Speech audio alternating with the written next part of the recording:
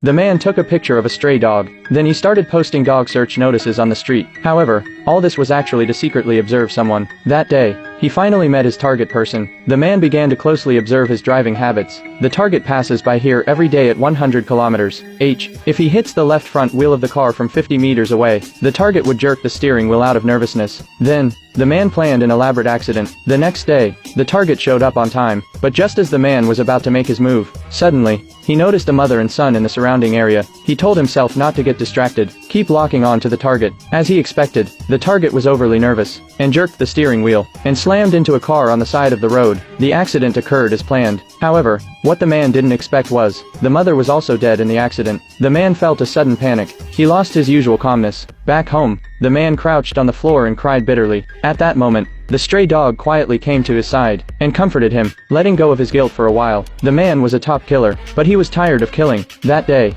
the man received a new mission, but there was no picture or description of the target. All he knows is that the target will show up at a small town restaurant at 5 p.m., and a special name, White River. The man organizes his equipment, after leaving a bag of food for the stray dog, and headed to his destination. Outside the restaurant, the man quietly uses his cell phone to take pictures of the license plate numbers of all the cars present. Then he enters the restaurant, starts to quickly observe the people around him. There's a man sitting against the wall. His position overlooks the exit. His jacket is slightly bulging, which means he has a gun on him. A couple is sitting on the other side. The man's position is such that he can see the entrance. The man's leaning forward, which indicates he's nervous. He's probably armed as well. There's also an attendant. The man has seen her before at a gas station. Afterwards, the man chose a seat where he could see everyone. He started searching for license plates. When the waitress brought the coffee, the man took the opportunity to ask her a question. Have you ever heard of White River?